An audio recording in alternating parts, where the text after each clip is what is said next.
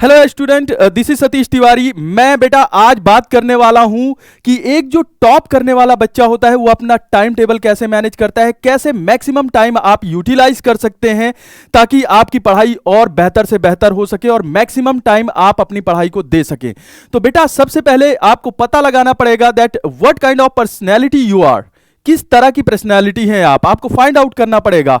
चलो मैं दो कैटेगरी रखता हूं। एक तो स्टूडेंट जो ए कैटेगरी में रहते हैं वो डिस्ट्रैक्टेड स्टूडेंट रहते हैं, मतलब छोटी मोटी चीज से वो डिस्ट्रैक्ट हो जाते हैं बहुत जल्दी। और एक है स्टूडेंट जो कैटेगरी बी में है।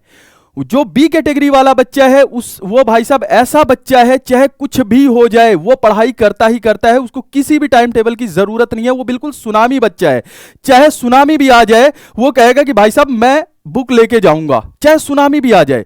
तो वो बी कैटेगरी का बच्चा है, तो उसके लिए तो किसी भी टाइम टेबल की जरूरत नहीं है, कोई कुछ भी फॉलो करना नहीं है, वो पढ़ेगा पढ़ेगा। तो अब बात करते हैं जो कैटेगरी ए वाला स्टूडेंट है, जो बहुत डिस्ट्रैक्टेड है, छोटी मोटी चीजों से डिस्ट्रैक्ट हो जाता है। एक नोटिफिकेशन आया मोबाइल पे, तुरंत वो डिस्ट्रैक्ट हो जाता है। तो आज हम बात करेंगे उन टाइप के बच्चों की। चलिए तो बात करते हैं कि आप अपना बेस्ट टाइम टेबल कैसे मैनेज करते हैं। कैटेगरी ए वालों की बात करें जो डिस्ट्रैक्टेड बच्चे होते हैं। तो बेटा आप सबसे पहले एक काम करिए, सबसे पहले आप अपना टाइम टेबल मैनेज करिए सोने और उठने का। ठीक है, किस टाइम आप सोते हैं और किस टाइम आप उठते हैं, तो सबसे पहले आप उसको देखिए। अगर आप 10 बजे उठ रहे हैं सो के, तो बेटा आप बहुत ज्यादा अपना टाइम वेस्ट कर रहे हैं। 10 बजे सो के उठने वाले बच्चे जाहिर सी बात है कोई भी टाइम यूटिलाइज नहीं कर सकते क्योंकि उनका मैक्सिमम टाइम सोने में चला गया।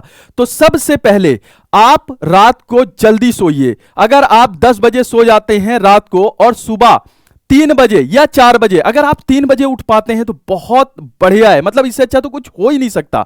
बट अगर आप 4 बजे भी उठते हैं तो 4 से लेकर 10 तक 6 घंटे का एक चंक निकालिए, 6 घंटे का एक स्लॉट निकालिए जिसमें आप 6 घंटे पढ़ाई कर सकें। कितने बजे से? 4 बजे से 10 बजे तक। अगर आप 3 बजे उठते हैं तो उससे बढ़िया तो कुछ हो ही नहीं सकता, मतलब मजा आ जाएगा। तो 3 बजे अगर उठते हैं तो 3 से लेकर 9 बजे तक का एक स्लॉट निकालिए। जब पूरी दुनिया सो रही होगी तो आपका 6 घंटा यूटिलाइज हो चुका होगा आपकी पढ़ाई में। अब आप एक काम करिए, 4 से 10 का या 3 से 9 का आपने स्लॉट निकाला और 6 घंटे आपने यूटिलाइज कर लिया। अब क्या होगा, 9 बजे या 10 बजे डिस्ट्रैक्शन शुरू हो जाएगा। ठीक है, अगर आप 10 बजे तक पढ़ाई करते हैं उसके बाद डिस्ट्रैक्शन शुरू हो जाएगा और 10 बजे जब डिस्ट्रैक्शन शुरू हो जाए तो आप तुरंत सो जाइए। जब दुनिया जागेगी हम क्या करेंगे? सोएंगे। और जब हम पढ़ेंगे तो दुनिया सो रही होगी। अब जब आप 4 बजे उठते हैं, 3 बजे उठते हैं तो आप देखते हैं ना तो भाई साहब यूट्यूब पे कुछ होता है और ना ही टीवी ऑन करेंगे उस पे कुछ होगा, है ना। फेसबुक देखेंगे उस पे भी कुछ नहीं होगा, कोई भी ऑनलाइन नहीं होगा। ठीक है, तो उस टाइम पे आप पढ़ाई बहुत अच्छी तरह कर सकते हैं 4 से 10 वाले स्लॉट में या 3 से 9 वाले स्लॉट में। पूरी दुनिया सो रही होगी और आपने 6 घंटे पढ़ाई को दे दिए। ठीक है, 6 घंटे का स्लॉट निकल आया। अब एक काम करिए, जब लोग जागेंगे तो जाहिर सी बात है डिस्ट्रैक्शन शुरू होगा और हम तो डिस्ट्रैक्टेड बच्चे हैं। तो एक काम करिए, उस टाइम सो जाइए। 10 से 11 मतलब 1 से 1.5 घंटा आप सो जाइए। ठीक है, अब उठिए 11 बजे। ठीक है, 11 बजे उठिए। अब 11 बजे आप उठे, 11 बजे से 12 बजे तक आप एक काम करिए, आप खाना पीना खाइए, नाश्ता करिए, नहाइए धोइए। ठीक है, फिर उसके बाद 12 बजे फिर से, है ना। आप 10 बजे उठे, 10 से 11 आपने टाइम यूटिलाइज किया। अब 10 से 11 आपने अपना मतलब नहाया धोया खाया पिया। अब उसके बाद फिर क्या करो, 11 से 1 2 का स्लॉट निकालो। 11 बजे से 2 बजे तक फिर से पढ़ने बैठो। अब 11 से 2 आपने 3 घंटे और निकाल लिए। ठीक है, 11 से 2 आपने 3 घंटा और निकाल लिया। 6 घंटे वो और 3 घंटे ये, 9 घंटे मतलब आधा दिन खत्म भी नहीं हुआ और आपका 9 घंटा यूटिलाइज हो चुका है। 9 घंटे आपके यूटिलाइज हो चुके हैं, आपने पढ़ाई कर ली 9 घंटे की। ठीक है, अब 2 बजे उसके बाद कई बार होता है कि आप रिलेशनशिप में होते हैं, रात को कॉल आती है कि मेरा बाबू छोला है, तो वहां भी आप डिस्ट्रैक्ट होते हैं। अब जाहिर सी बात है उनसे तो लड़ाई कर नहीं सकते, तो जाहिर सी बात है उनका टाइम टेबल मैनेज करना पड़ेगा, तो वही मैनेज करिए। तो अब जो रात को कॉल आई, अब मैडम को कॉल करो आप कि नहीं तेरा बाबू छोला है, नहीं तेरा बाबू भतूला है। ठीक है, तेरा बाबू भटूरा है। तो अब मैडम को कॉल करो और खूब बात करो 2 से 3 तक। अब 3 बजे आप फिर से 3 घंटे का स्लॉट निकालो। ठीक है, 3 घंटे का स्लॉट निकालो। अब 3 से 6 आपने 3 घंटे के स्लॉट निकाला, 9 घंटे वो थे, 3 घंटे ये हो गए, 12 घंटे आपने पढ़ाई कर ली।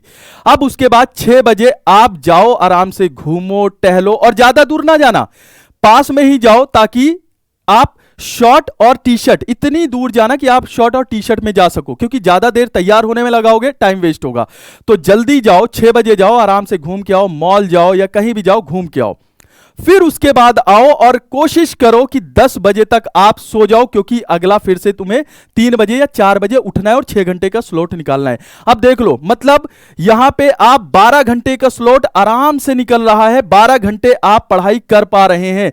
और 12 घंटे अगर आप किसी भी एग्जाम की तैयारी कर रहे हैं, अगर 12 घंटे आप पढ़ पा रहे हैं, तो इससे अच्छा टाइम टेबल और क्या हो सकता है यार।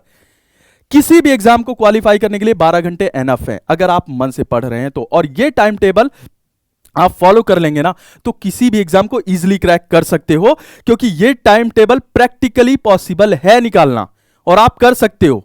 क्योंकि डिस्ट्रैक्टेड हो तो जाहिर सी बात है, इस टाइम में कोई आपको बिल्कुल भी डिस्टर्ब करने वाला नहीं होगा, ठीक है। तो फिर ये टाइम टेबल आप फॉलो करिए और हर एक एग्जाम को क्रैक करिए।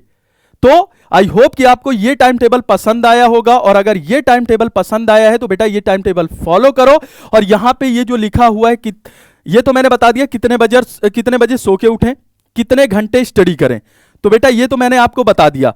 कब कौन सा सब्जेक्ट पढ़े ये आपको पता होगा, क्योंकि आप डिफरेंट एग्जाम की तैयारी कर रहे हो, तो आप सब्जेक्ट वो मैनेज कर लेना। मैंने आपको आवर्स बता दिए हैं, कब उठना है, कब सोना है, वो पूरा बता दिया है। सब्जेक्ट आप अपने अकॉर्डिंग देख लीजिए कि कौन से सब्जेक्ट आपको कब पढ़ने हैं, ठीक है। ये तो आप मैनेज कर लेंगे, आप कॉम्पिटिटिव एग्जाम की तैयारी कर रहे हैं तो आप मैनेज कर लेंगे। अच्छा, ना सिर्फ ये कॉम्पिटिटिव एग्जाम के लिए, बल्कि अगर आपके भाई बहन बोर्ड्स की तैयारी कर रहे हैं तो उनके लिए है, आप इंजीनियरिंग में है तो उनके लिए है, सीए में है तो उनके लिए है, एनडीए, सीडीएस, हर एक एग्जाम के लिए ये टाइम टेबल बिल्कुल पॉसिबल है, और ये टाइम आप इजीली निकाल सकते हो और इसमें पढ़ाई कर सकते हो आप। तो आई होप कि आपको ये टाइम टेबल पसंद आया होगा, और अगर पसंद आया तो हमारा चैनल लाइक, शेयर और सब्सक्राइब जरूर करें, और ये टाइम टेबल दूसरों से जरूर शेयर करें। तो इसी के साथ मैं आपसे विदा लेना चाहूंगा। टेक केयर, गुड बाय, जय हिंद।